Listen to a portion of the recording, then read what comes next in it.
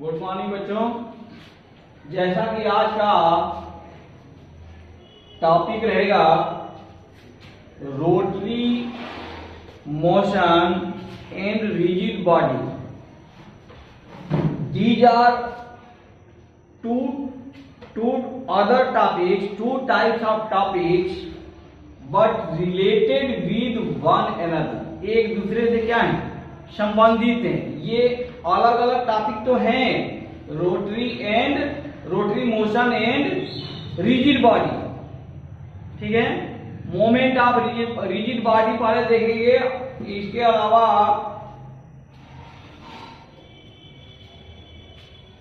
moment of torque, how can find out the moment of torque, and so many topics with related with the chapter class 11 science NCERT। Okay, तो ये हमने सबसे पहले हम start करते हैं rotary motion से।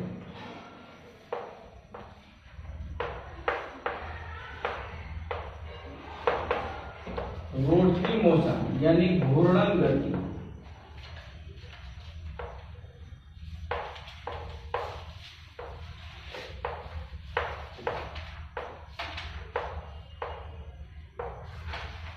घूर्णन गति, ठीक है। What is rotary motion? Rotary motion यानी रोटेट करता है with respect to a point। ठीक, एक पॉइंट के सापेक्ष क्या करता है? रोटेट करता है, घूमता रहता है। This type of motion is called rotary motion, यानी ऐसा मोशन जो एक फिक्स पॉइंट के अकॉर्डिंग यानी with respect to a fix point a particle have in motion condition, then we can say or we can call क्या, rotary motion. उसको हम क्या कहते हैं? रोटरी मोशन कहते हैं। फॉर एग्जाम्पल में यदि समझने के लिए हम देखें लीनियर मोशन के अबाउट, लीनियर मोशन हम लोग जानते हैं, हमें जानकारी है लीनियर मोशन के अकॉर्डिंग हम लोग पढ़ चुके हैं। यानी 3 इक्वेशन ऑफ मोशन जो हम पढ़े हैं वो हम लोगों का था v equal to u plus A T, S R H equal to S equal to U T plus 1/2 A T square and last v square equal to u square plus 2as। ये हमारा equation मिलता था कहाँ? Linear motion के according, ठीक है ना। Now अभी हम देखना चाह रहे हैं रोटरी मोशन। तो रोटरी मोशन में फॉर एग्जाम्पल के लिए यदि हम देखें तो हमारी जो वॉच होती है उसकी जो नीडल होती है, वॉच की नीडल यानी needle of the watch have both motion, linear and rotary motion. यानी the point of the needle with have respect to the circumference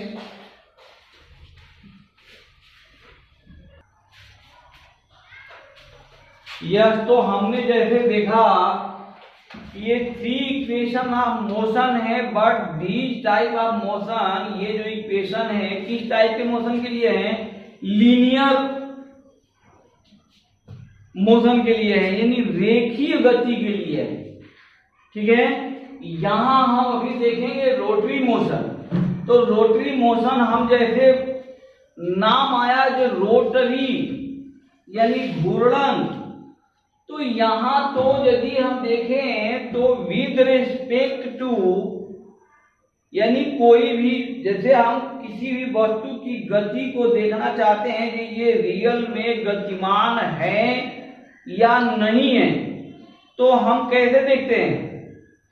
with respect to other. यदि हम, इफ यू वांट टू क्या observe the motion of a particle, then how can observe? With compared to the other, which is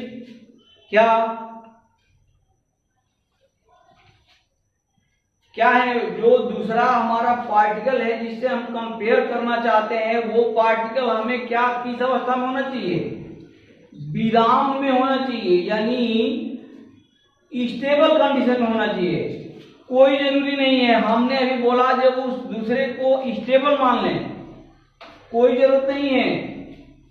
दो train यदि जा रही हैं same direction में, तो भी हम देखते हैं कि एक ट्रेन यदि दूसरे ट्रेन से ज्यादा स्पीड में है, तो उस ट्रेन को यदि देखें जो कम स्पीड में है, तो हमारी ट्रेन देखेंगे तो लगेगा कि हाँ चल रही है। अदरवाइज यदि ट्रेन के किसी भी पोर्शन को हम देखें, ट्रेन के रफ रूफ को देखें, ट्रेन के क्या देखें, बेस को देखें, बाहरी की जो स्टेबल हैं, like a trees, buildings, station, ठीक है ना, प्लेटफॉर्म, पोल्स, तो हमारी train with respect to the stable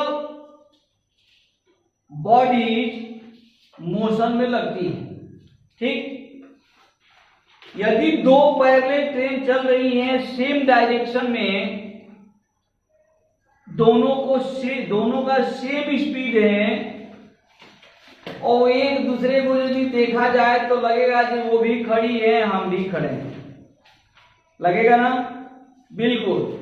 तो ये हम देखेंगे रोटरी मोशन, वो तो हमें पता चल गया। लीनियर, अबाउट लीनियर मोशन हम लोग पढ़ रखे हैं। अदरवाइज हमारी नेक्स्ट वीडियो, यानी इससे पहले वाली नेक्स्ट वीडियो, यानी बिफोर वीडियोज में यदि आप अवलोकन करें सर्कुलर मोशन, तो ऑलरेडी हमारे चैनल पर सर्कुलर मोशन का वीडियो पड़ी हुई है, वहां से कॉन्सेप्ट लिया जा सकता है।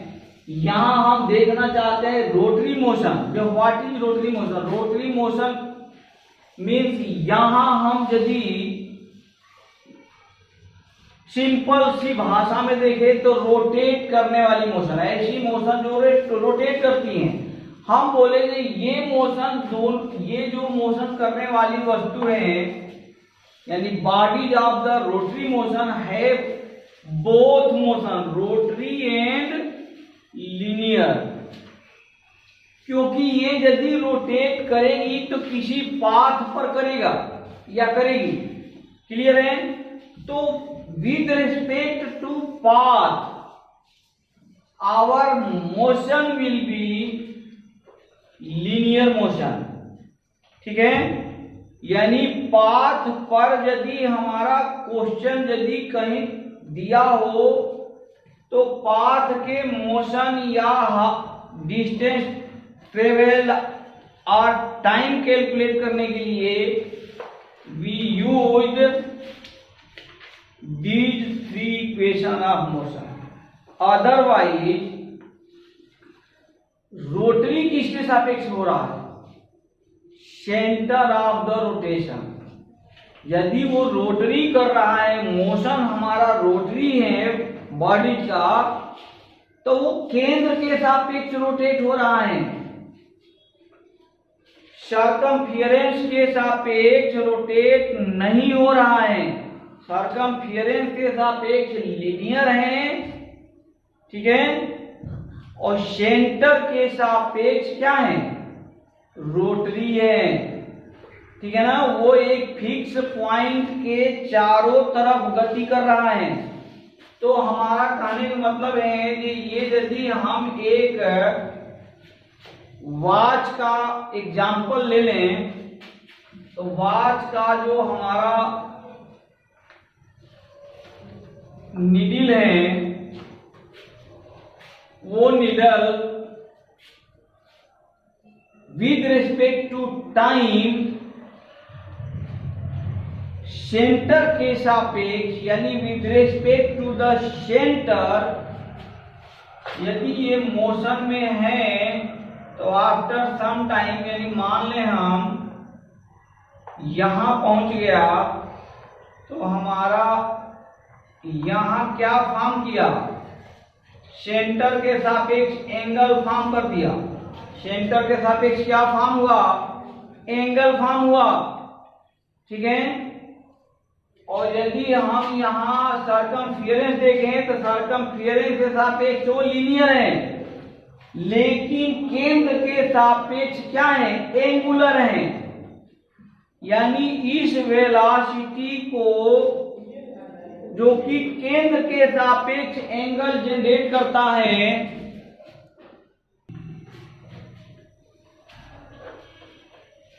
तो ये हमारा particle with respect to the centre motion will be called, क्या होगा, एंगुलर मोशन होगा। यानी ये ध्यान रखना कि जो भी रोटरी मोशन कर रहा है वस्तु यानी body, have two type of motion, ठीक है ना, ऑलरेडी कंटिन्यूअसली लगातार दोनों मोशन उस पर काम करता है, दोनों मोशन में वो गति करती है, ठीक है। लीनियर एंड एंगुलर वेलोसिटी, अभी हम आगे चलेंगे तो अभी बता देंगे कि एंगुलर वेलोसिटी किस चीज से डिनोट होता है। It is denoted by omega, यानी angular velocity will be denoted by omega, इसको ओमेगा से डिनोट करते हैं। The symbol of angular velocity is omega, ठीक। तो ये हमारा ओमेगा है। अच्छा, अब यदि सिंपल सा हम यदि कॉन्सेप्ट से देखें जो what is the value of angular velocity, कि एंगुलर वेलोसिटी का वैल्यू क्या होगा, तो हम सब जानते हैं ये लीनियर की यदि हम बात करते हैं तो v इक्वल टू क्या होता है, लीनियर डिस्टेंस और displacement divided by time, clear है। तो मान लें कि यहां से इसका यदि इस सर्कुलर जो हमारा सर्कुलर मोशन हो रहा है, if we assume the radius of this circular motion path is r, then the क्या 1/4 यहां से यदि हम मान लें ये a है, यहाँ o हम डिनोट करते हैं, यहाँ यदि b पर आ गया हमारा बॉडी, तो a टू b पहुंचने में how can distance travelled by the particle और द बॉडी, पूरा सर्कमफियरेंस कितना होता है 2 पाई r, तो ये हमारा हो गया 2 पाई r। अच्छा, हम a टू b ही न माने, कोई नहीं, हम a b c and d और d to a again a, यानी इन वन राउंड की हम यदि बात करके चलें तो इन वन राउंड अभी हम क्या लिखे हैं, लीनियर वेलोसिटी। तो लीनियर वेलोसिटी में इन वन राउंड में हम यदि देखें तो क्या आएगा 2 पाई r, यानी circumference of the circular path divided by time period, clear है। तो ये हमारा होता है लीनियर वेलोसिटी का फार्मूला। नाउ अब हम यदि ओमेगा यानी एंगुलर वेलोसिटी की बात करें तो angular velocity means displacement in the form of angle.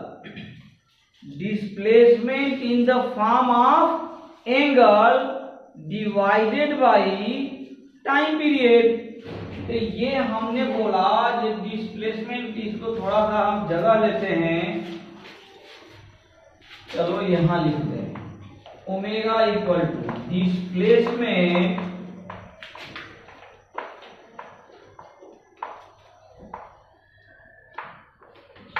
In the form of angle divided by time period, divided by time मान लो, ठीक। तो यदि 1 राउंड की बात हम करें तो इन 1 round angle will be formed, कितना होगा 360 यानी 2 पाई, 360 डिग्री का एंगल बनेगा और 360 डिग्री के एंगल को हम क्या लिखेंगे 2 पाई डिवाइडेड बाई टी। क्लियर है? इसको यानी लीनियर को यदि हम इक्वेशन नंबर फर्स्ट नोट कर दें और नाउ इसको हम इक्वेशन नंबर सेकेंड राइट करें तो bye comparison equation first and equation second we can see the relation in between, or we can find out the relation in between linear and angular velocity। वो मिल जाएगा, तुरंत मिलेगा। देखते हैं कैसे मिलेगा।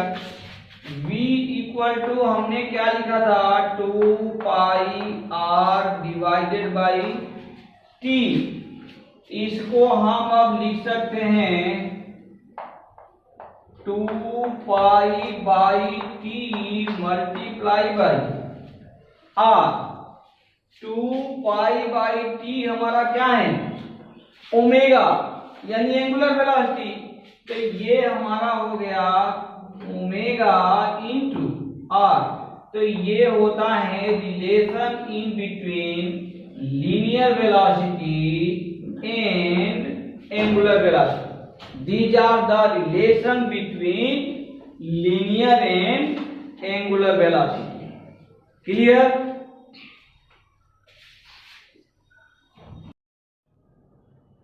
Now we discuss next topic,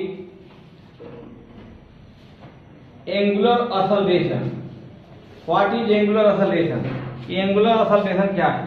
ठीक है, जैसा कि हम लोग लीनियर एक्सेलरेशन यानी रेखीय त्वरण के बारे में, रेखीय बेग के बारे में अभी हम लोगों ने देखा 3 इक्वेशन ऑफ मोशन में। तो ये इसका रेखीय त्वरण की यदि हम बात कर लें पहले, A it is denoted by linear acceleration, linear acceleration.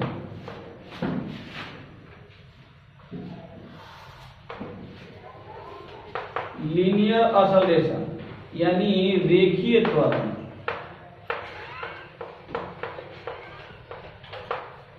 इसकी यदि बात करें तो हम देखते हैं, जानते हैं ये बात क्या कि the rate of change of velocity is called acceleration. Simple सी बात है, यानी ए इक्वल टू क्या होना चाहिए dv बाई dt। क्लियर है? ये हमारा होता है रेखीय त्वरण। डेल्टा v d, डेल्टा लिखो या d लिखो, कहानी एक ही है। इट मीन्स ये है क्या v2 minus v1 divided by t2 minus t1। Clear है?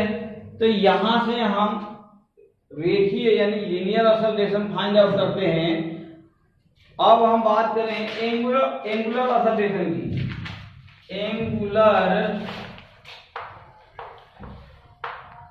एक्सेलरेशन।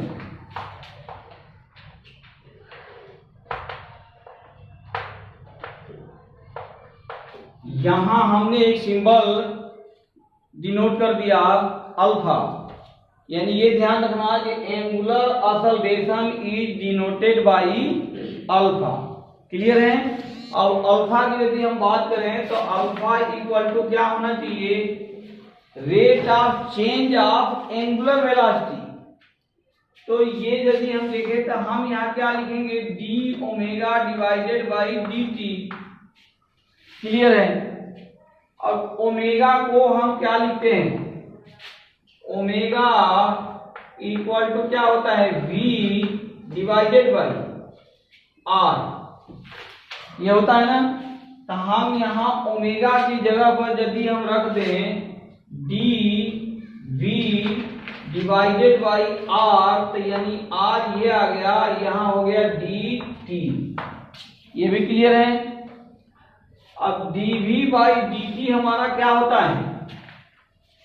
अभी जस्ट डिस्कस किया गया है, D V by D T equal to क्या हो जाता है? ए हो जाता है। तो यहां यदि हम वैल्यू पुटअप कर दें तो ये हमारा क्या हो गया? A divided by R. यानी यहां से हमें क्या मिला? Relation in between angular velocity and linear velocity मिल गया, फाइंड आउट हो गया। ठीक है? तो यहां से यदि हम क्रॉस मल्टीप्लीकेशन कर दें तो ये मिल जाएगा A equal to R alpha, ये मिला। This is the relation in between angular and linear velocity. Now our next topic will be, क्या होगा?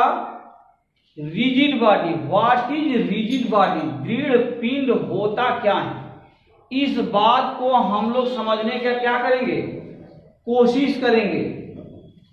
तो आवर नेक्स्ट टॉपिक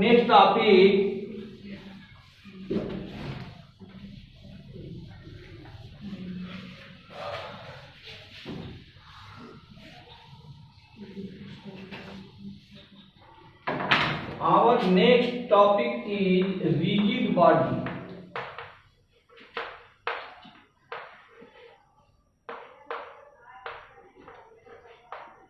यानी दृढ़ पिंड।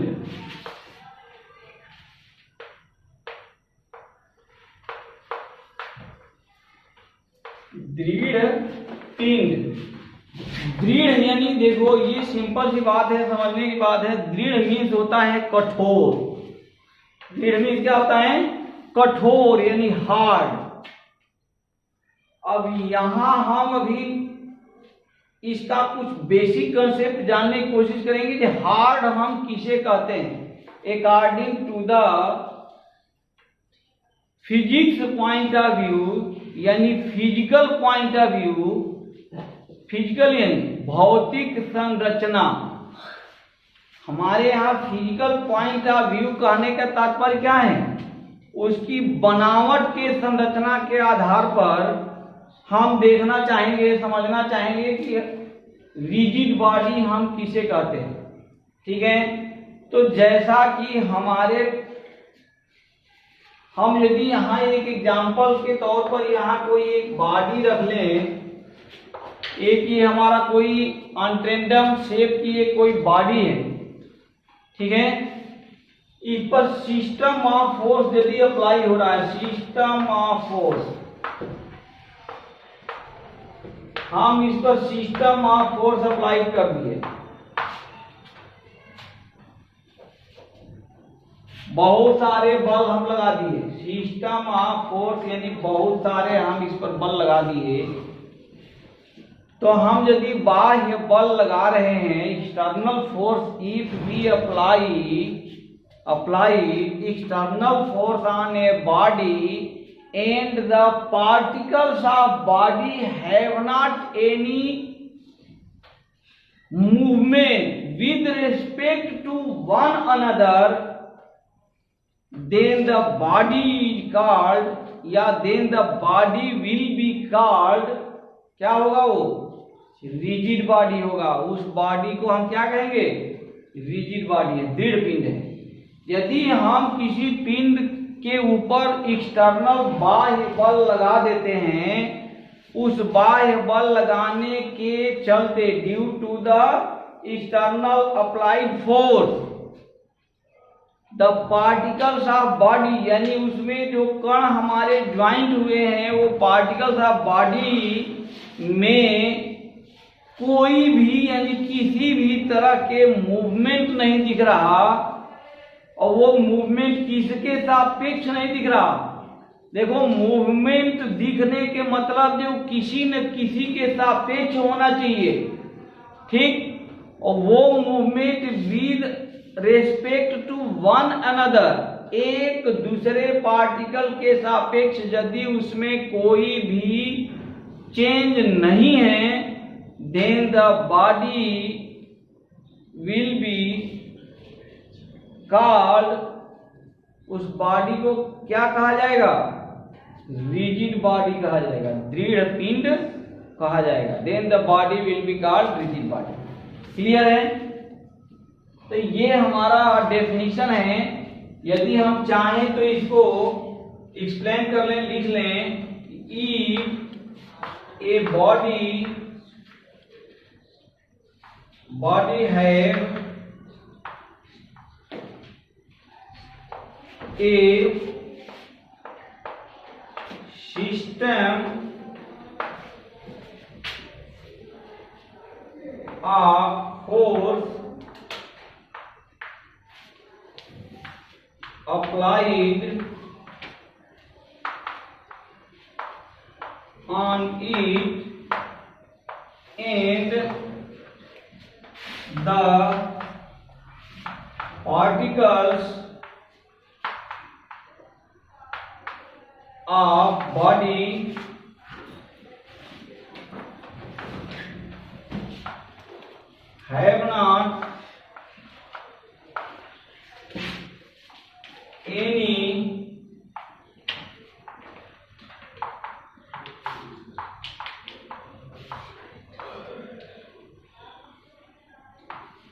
have not any displacement with respect to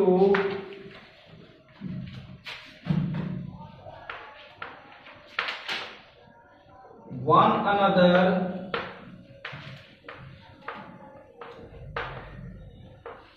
then the body is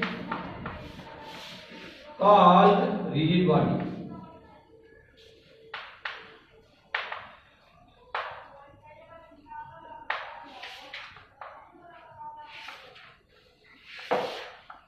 clear? तो हम इस type के बॉडी को क्या कहेंगे? रिजिड बॉडी बोलेंगे, दृढ़ पिंड बोलेंगे। अब ये जो दृढ़ पिंड है, इसका या इस पर होने वाले कुछ क्रियाएं नेक्स्ट टॉपिक में हम लोग अभी देखेंगे।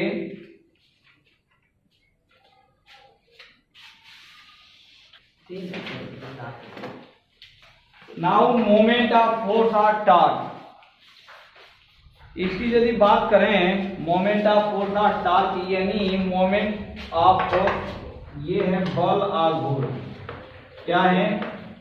बल आघूर्ण या टॉर्क, ठीक है। बल आघूर्ण क्या होता है? यानी इफ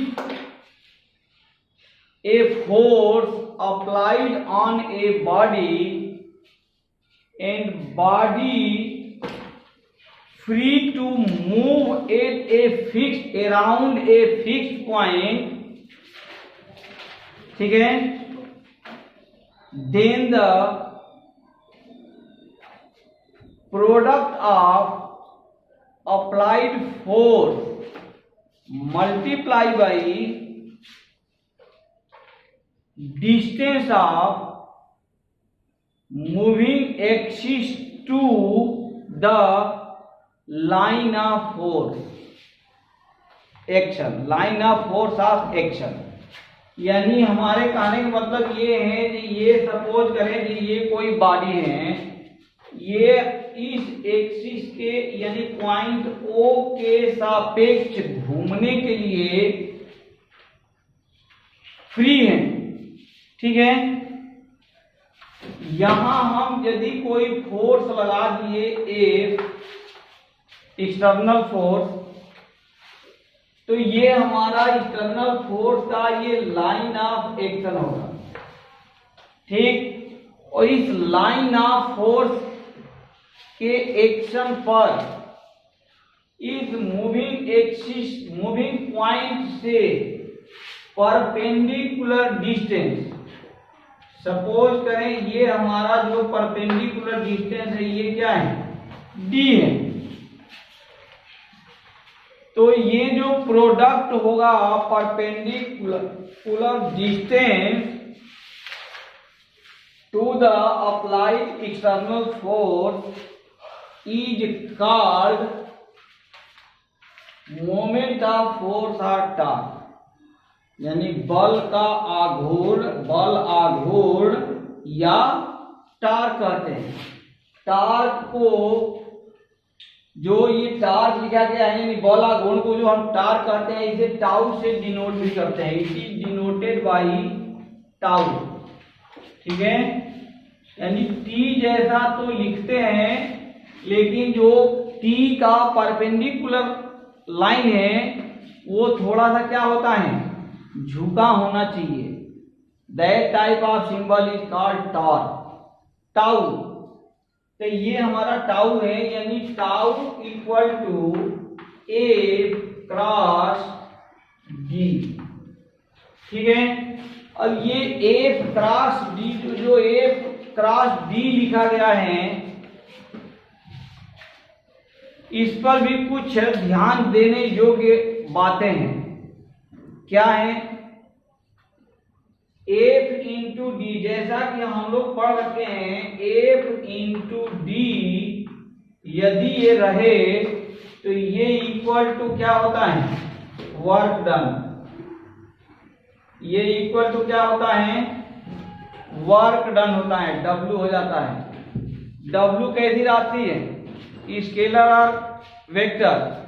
स्केलर क्वांटिटी होती है, it is not vector quantity but F cross D ये कैसी क्वांटिटी है, वेक्टर क्वांटिटी है। यानी टाउ हमारा क्या है, वेक्टर क्वांटिटी है। क्यों है, क्योंकि ये डॉट प्रोडक्ट है और ये क्या है, क्रॉस प्रोडक्ट है। Cross product always produce vector quantity, while dot product से जो प्राप्त होगा वो राशि हमेशा क्या होगी, स्केलर क्वांटिटी होगी, ठीक है ना। स्केलर और वेक्टर जो कि हम लोग पिछले कक्षाओं में 9th में 10th में ऐसे हम लोग पढ़ते आ चुके हैं। ये हमारा वेक्टर क्वांटिटी है, ये हमारा स्केलर क्वांटिटी है। यूनिट विल बी सेम, दोनों की यूनिट यदि देखें तो दोनों की यूनिट तो सेम आएगा, लेकिन ये थोड़ा सा डिफरेंस करने की बात है कि न्यूटन मीटर तो आएगा यहाँ, न्यूटन मीटर, ये भी आएगा न्यूटन मीटर, न्यूटन मीटर। लेकिन इस न्यूटन मीटर को हम जूल लिखते हैं। इस न्यूटन मीटर को, यानी in the case of torque you cannot right joule, ठीक है। टॉर्क या मोमेंट ऑफ फोर्स हमेशा किस में रहेगा, न्यूटन मीटर के फॉर्म में ही हम डिनोट करेंगे, जूल के फॉर्म में डिनोट नहीं करेंगे, अदरवाइज वो गलत हो जाएगा।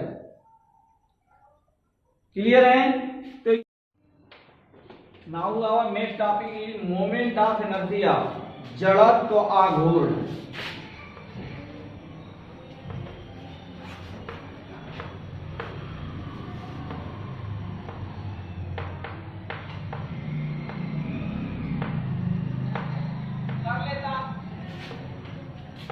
ये जड़त्व आघूर्ण के तहत यदि हम देखें तो सबसे पहले हम लिखें इसे डिनोट किस चीज से किया जाता है, तो ये होता है इट इज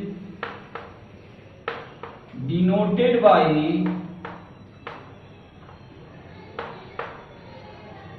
कैपिटल आई। इसे कैपिटल आई से क्या करते हैं, डिनोट करते हैं। ठीक है, नाउ अब हम यदि देखना चाहें, समझना चाहें कि मोमेंट ऑफ इनर्शिया क्या है। इनर्शिया तो हम लोग जानते हैं, जड़त्व जानते हैं। जड़त्व मीन्स क्या है, जड़ मीन्स यानी जो अपनी टेंडेंसी को बनाए रखना चाहता है, दैट इज कॉल्ड जड़त्व। जैसा कि हम लोग पिछले चैप्टरों में क्लास 9th में 10th में ये जड़त्व तो हम लोग पढ़ चुके हैं। कहाँ, ये फर्स्ट लॉ ऑफ क्या है, न्यूटन फर्स्ट लॉ है। ठीक है ना। जड़त्व तो दो टाइप के होता है, गति का जड़त्व और विराम का जड़त्व। तो ये हम लोग पढ़ रखे हैं जड़त्व। ये जड़त्व भी वही जड़त्व है, लेकिन उस जड़त्व का यहाँ हम क्या कर रहे हैं, आप गुण देखना चाह रहे हैं, यानी मोशन इन सर्कुलर डायरेक्शन। ठीक है ना। तो वो यदि देखना चाहते हैं, सपोज करें ये हमारा कोई एक पिंड है, बॉडी है, तो कोई भी पिंड होगा तो उसमें बहुत सारे पार्टिकल्स होंगे, पार्टिकल्स का मास होगा अपना अपना होगा। तो ये यदि और ये हमारे डिफरेंट टाइप के मास हैं, सपोज करें M1 M2 M3 M4 and M5। ये हम यदि 5 पॉइंट ले लिए, जो कि 5 पार्टिकल का मास हमने डिनोट कर दिया M1 to M5। ये हमारा यहाँ इस बॉडी को, इस पिंड को एक घूर्णन अक्ष यानी रोटरी एक्सिस हम डिसाइड कर दें, यानी ये हमारा यदि हम रोटरी एक्सिस है, इस रोटरी एक्सिस से इन सारे पॉइंटों के बीच की दूरी यानी distance in between centre of mass of the particles, कहां से, from the rotary axis R R1 R2 R3 as so on R4 and R5। ये यदि हमारा डिस्टेंस है, तो moment of inertia I equal to हो जाएगा algebraic sum of the product of the particles and distance between them. और them, distance between them यानी उस पॉइंट और घूर्णन अक्ष यानी रोटरी एक्सिस के बीच की डिस्टेंस की बात चल रही है। यानी ये हम यदि लिखना चाहें तो ये हो जाएगा M1 R1 plus M2 R2 plus M3 R3 plus M4 R4 plus M5 R5। Clear है।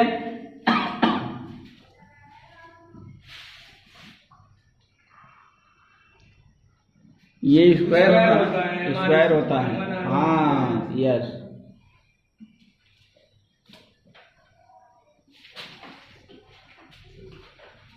तो ये जो हमने निकाला, ये product mass into distance between them, तो distance square of the distance between them, not only distance between them but it is square of the distance between them. तो यानी ये हो गया square square square square and square. Clear है। इसको algebraic सम में यदि हम लिखना चाहें तो हम लिखते हैं, यानी अलजेब्रिक सम ये है कि सम ऑफ MR स्क्वायर, ये हमारा क्या निकल के आया, मोमेंट ऑफ इनर्शिया। क्लियर है। सम ऑफ MR स्क्वायर यानी so many point product of the point two the distance square of the distance between them. Clear है। तो ये हमारा हो गया जड़त्व आघूर्ण। Next topic is relation between moment of force end moment of inertia. जैसा कि जो रिलेशन निकलना है बहुत ही क्या है, आसान होता है रिलेशन निकालना। रिलेशन निकालने का मतलब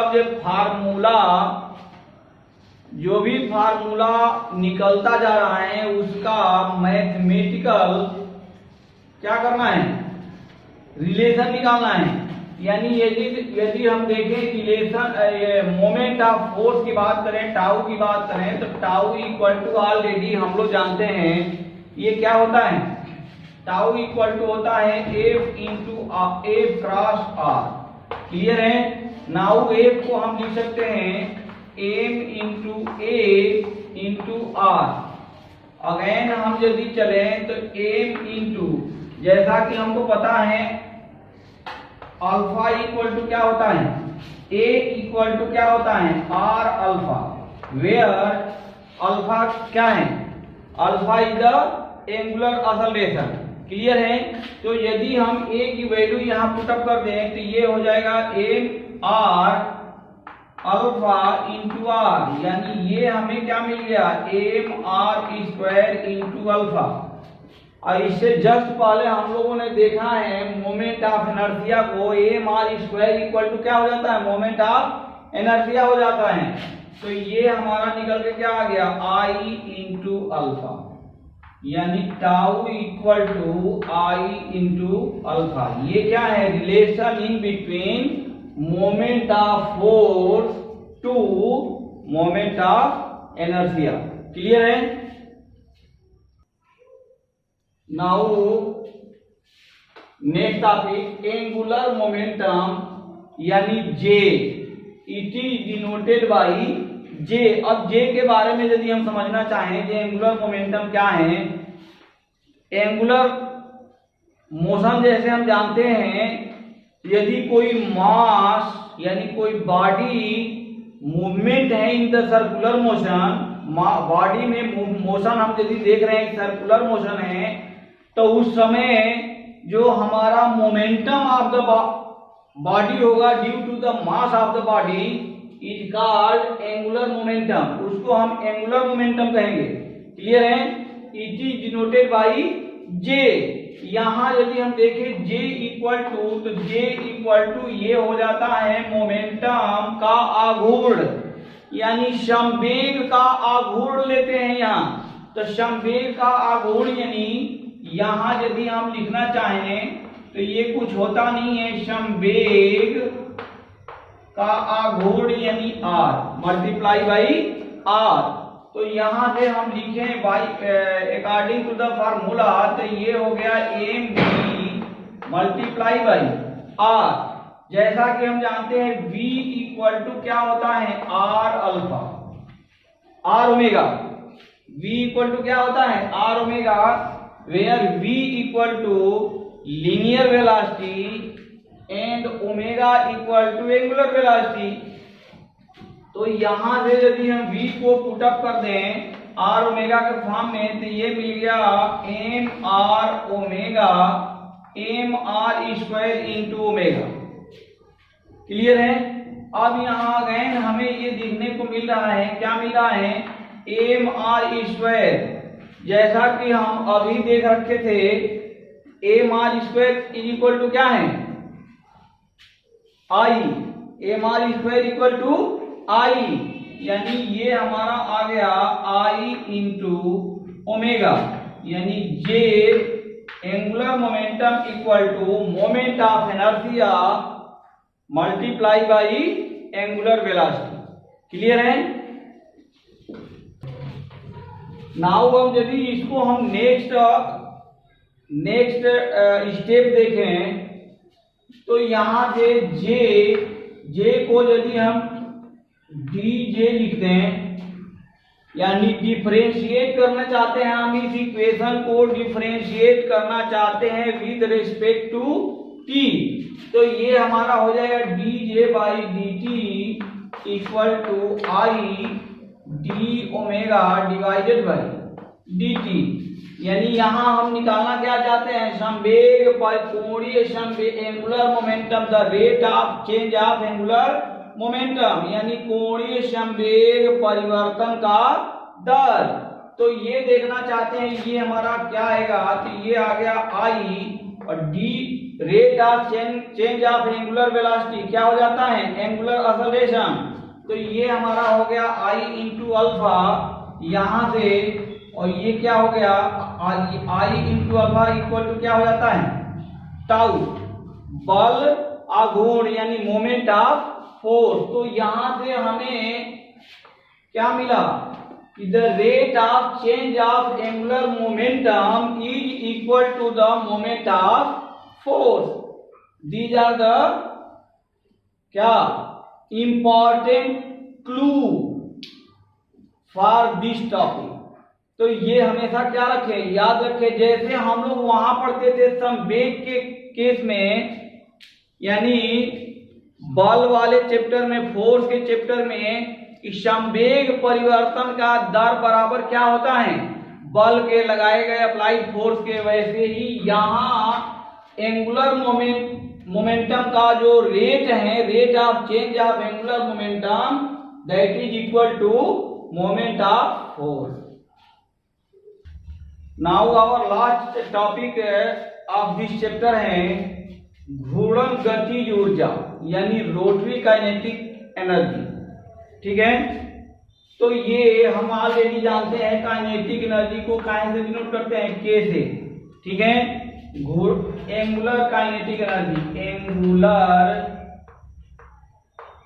काइनेटिक एनर्जी, इसकी यदि हम बात कर रहे हैं तो K इक्वल टू ऑलरेडी हम जानते हैं क्या होता है 1/2 mv²। ठीक है, V को V इक्वल टू ऑलरेडी हम लोग देख रखे हैं क्या हो जाता है R ओमेगा। तो यहाँ यदि हम वैल्यू रख दे, पुटअप करें V का, तो ये हो गया 1/2 mr² into omega square. Clear है। अब mr² इक्वल टू क्या हो जाता है I, तो ये हो गया 1/2 I ओमेगा स्क्वायर। तो ये हमारा आ गया घूर्णन गतिज ऊर्जा। जिस तरह से ये चैप्टर का मैक्सिमम टॉपिक कोशिश किया गया कवर करने के लिए। यदि ये वीडियो क्लास 11th साइंस का इस चैप्टर को समझने में हेल्पफुल हो तो कृपया इसे लाइक, सब्सक्राइब और शेयर करना अवश्य ना भूलें, ताकि सबका साथ और सबका विकास हो सके। साथ ही इस चैप्टर का न्यूमेरिकल क्वेश्चन लगाने का कोशिश करें। यदि किसी न्यूमेरिकल में कोई दिक्कत हो तो कृपया कमेंट में question number with detail of the book अवश्य अपलोड करें, अवश्य राइट करें, ताकि नेक्स्ट वीडियो में उस क्वेश्चन को टेकअप किया जा सके। Thank you very much. जय हिंद, जय भारत।